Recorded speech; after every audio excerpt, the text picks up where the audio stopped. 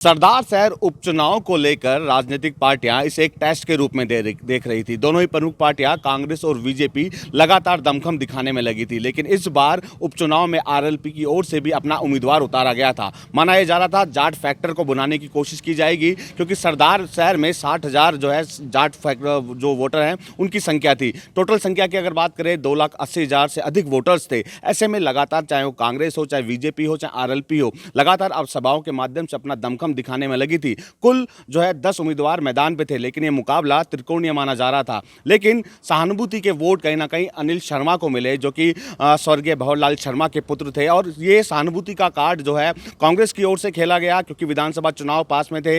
ऐसे में तीनों ही पार्टियां चाह रही थी कि जीत दर्ज की जाए, लेकिन बड़े अंतरों से कह सकते हैं कि अनिल शर्मा ने जीत दर्ज की है, क्योंकि मुख्यमंत्री भी लगातार सभाओं के माध्यम से कह रहे थे। जब अनिल शर्मा का प्रचार प्रसार हो रहा था, उस वक्त मुख्यमंत्री अशोक गहलोत ने भी कहा था कि हमारी योजनाओं का असर धरातल पर देखने को मिल रहा है, चाहे वो ग्रामीण शहरी योजना हो, चाहे चिरंजीवी योजना हो। और इसी का फायदा जो है अनिल शर्मा को मिला और अनिल शर्मा ने जीत दर्ज करी। हालांकि ये जो चुनाव था सरदार शहर का, ये टेस्ट मैच के तौर पर देखा जा रहा था, क्योंकि विधानसभा चुनाव पास में है। ऐसे में पार्टियां चाह रही थी कि कहीं ना कहीं उपचुनाव में जीत दर्ज की जाए। इसको लेकर जो बीजेपी के प्रदेश अध्यक्ष थे सतीश पूनिया, उन्होंने भी कहा था कि हम प्रचंड बहुमत से उपचुनाव जीतेंगे और विधानसभा का चुनाव भी प्रचंड बहुमत से जीता जाएगा। लेकिन यहाँ कह सकते हैं बीजेपी को हार का सामना करना पड़ा। बीजेपी सेकंड नंबर पर रही और थर्ड नंबर पर आरएलपी के लालचंद रहे। तो कह सकते हैं कि जीत बड़ी स्तर पर दर्ज की है अनिल शर्मा ने, और कहीं ना कहीं इस जीत को लेकर कांग्रेस में खुशी की लहर तो साफ तौर पर देखने को मिल रही है,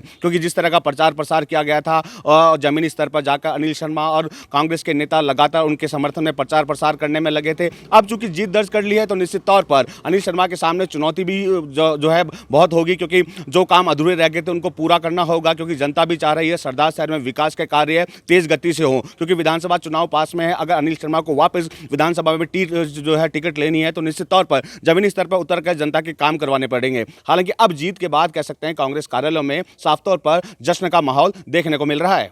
वसंत पांडे, टीवी 9 जयपुर।